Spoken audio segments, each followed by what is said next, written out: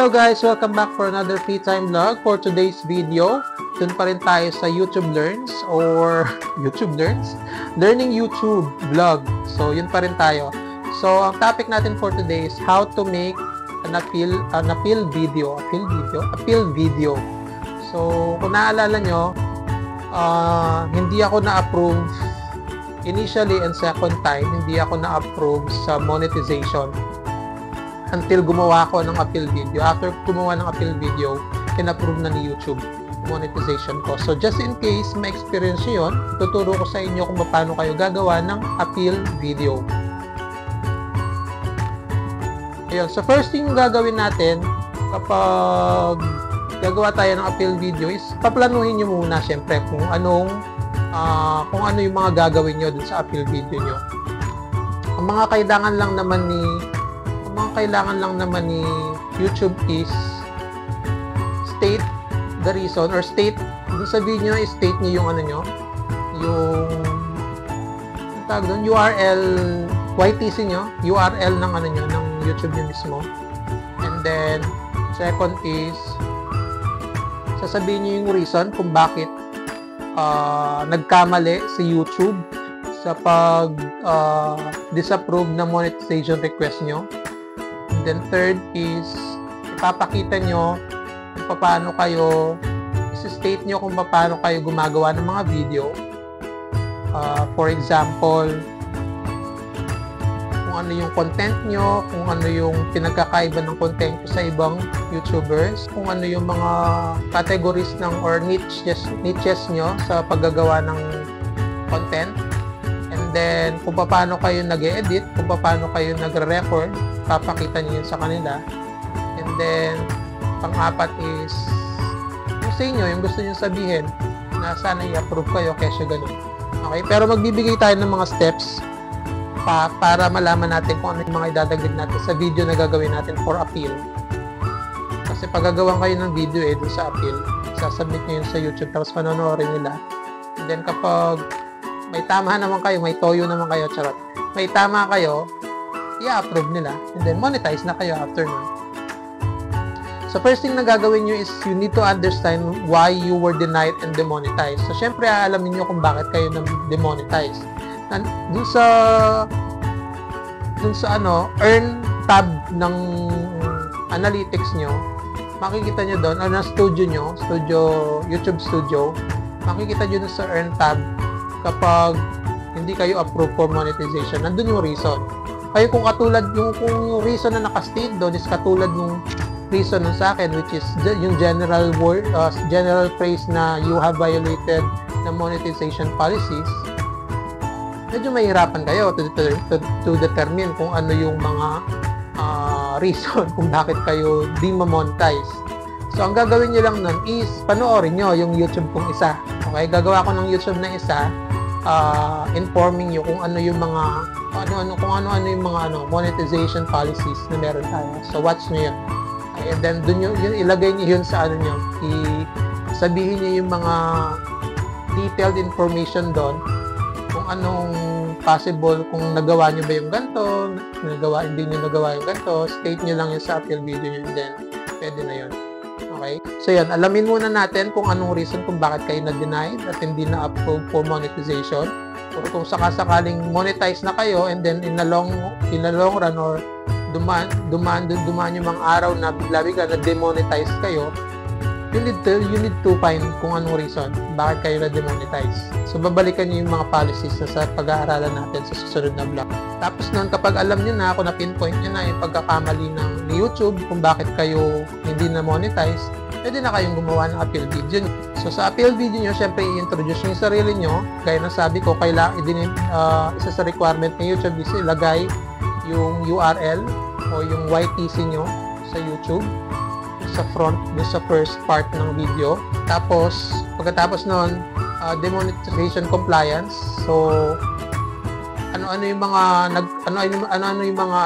policies na kino-comply nyo naman, wala naman kayong problema, na tingin nyo naman is na follow nyo ng mabuti, na hindi nyo nako-commit o hindi nyo nasa-strike, mga tipong ganun. Tapos, ang next step nun is showcase nyo yung mga content nyo, gaya ng sabi ko. Like For example, paano kayo gumagawa ng YouTube, ano yung content nyo, ano yung mga niches nyo, ano yung pagkakaiba ng gawa nyo sa gawa ng iba. Tapos express nyo yung intention nyo. Yung intention nyo na sana ma-monetize kayo, na maayos ang pagka-content nyo, na original yung pagka-content nyo, walang mga copyright, mga tipong ganun. Tapos develop content for a strong channel appeal. So, yung mga channel appeal na yun yung mga niches. So, ako kasi, ang mga niches ko is, nung una is, anything goes lang. Ibig sabihin, kung ano lang naisip kong i-vlog, yun ang binablog ko.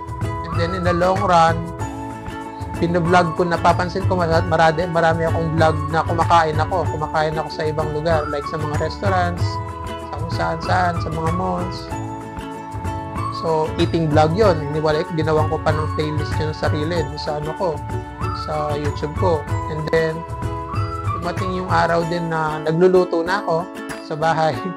Nagluluto ako ng kung ano-ano mga recipe, mga nagtatry ako, yung mga nilalagyan ko ng mga adjustment na recipe, mga tipong ganun. So, another vlog na naman yun. Cooking vlog na naman yun. Ano pa ba yung mga iba kong vlog? Meron din akong learning vlog, which is nagtuturo ako ng mga technicalities about YouTube, gaya nito. And then, ano pa? Ngayon, meron na akong gaming, di ba? Sa akin kasi medyo halo-halo pa. So, hinahanap ko pa kung ano yung magandang vlog ko. So, kayo, kung tingin nyo hindi nag-i-improve yung niche nyo, yung napili yung niche, try another niche, and then tingnan nyo kung magkakaroon ng effect sa analytics nyo yun. And then, dun na lang kayo mag-focus. Or, stay na lang kayo ng halo-halo para mas maganda, mas marami kayong content, mas hindi kayo mahihirapan mag-isip kung anong i-content nyo, di ba? So, yun yung mga example. For example, educational, yung mga learning vlogs, entertainment, yung nagpapatawa kayo, nagsa-storytelling kayo, yung mga ganyan. Lifestyle, yun, yung, kunyari, ano bang lifestyle? Siguro yung pagsuot nyo ng mga damit, outfit of the day, mga ganyan, or yung bahay nyo, yung decor, tag to, kung papakita nyo yung bahay nyo, kung anong klase yung naka-design sa bahay nyo, kung maganda ba, or kahit na or basta lifestyle, kayo nang bahala mag-isip kung ano yung lifestyle. And then cooking, for example, yun isang example ng isang example ng niche yun, cooking. Technical tips for appealing content. So, isa yun sa mga isang consideration na dapat nyo tutukan, yung technicalities, like for example, yung quality ng video nyo. So, syempre, mas gugustuhin natin quality yung video, mga 4K, mga ganyan, kung kaya nyo mag 4K, mataas ang memory, mga ganyan.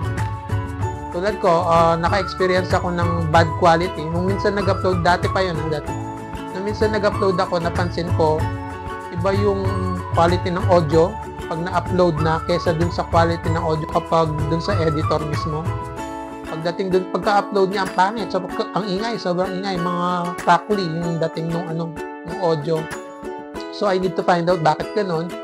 So, nag-research ako, inalam ko yung iba, sabi nila, ganun daw talaga dahil pag sa mga beginner na YouTube, pag in-upload mo, mas low, ginagawa daw low quality niya,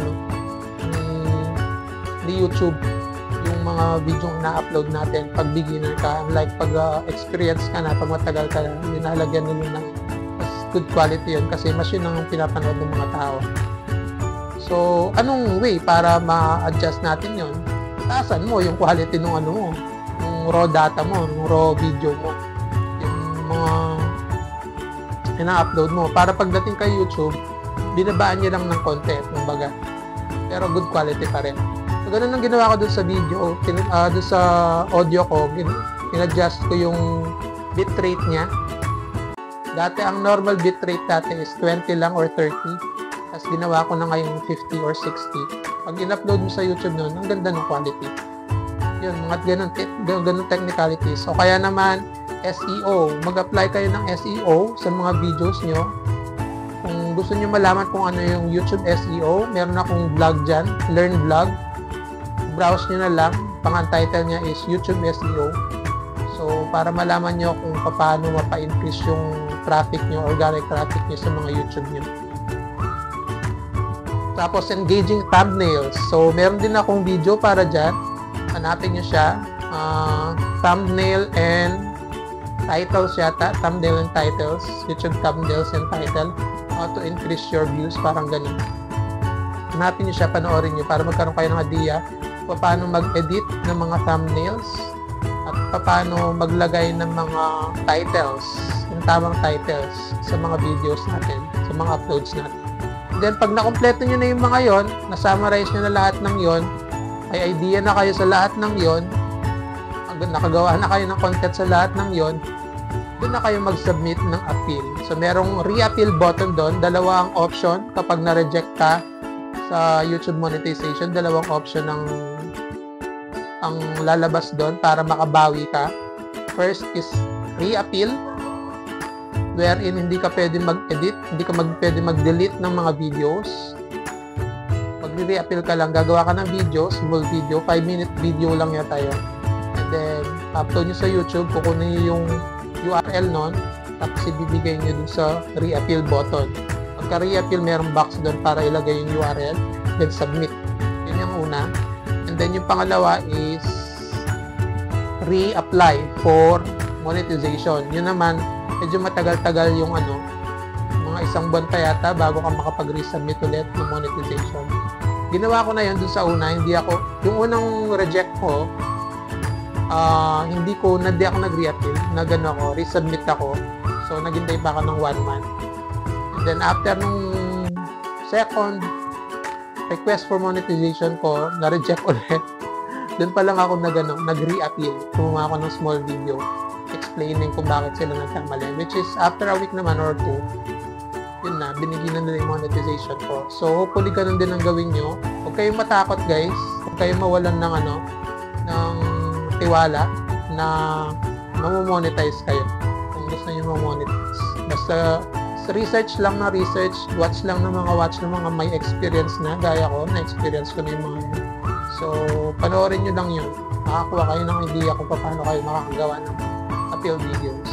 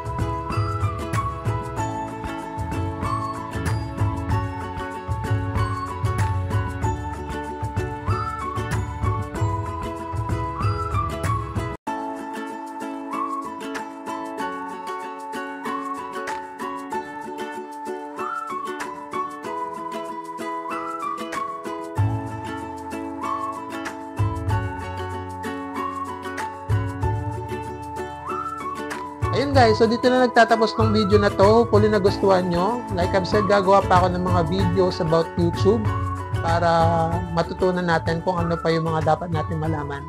So panoorin nyo guys ha. Okay, thank you, bye-bye!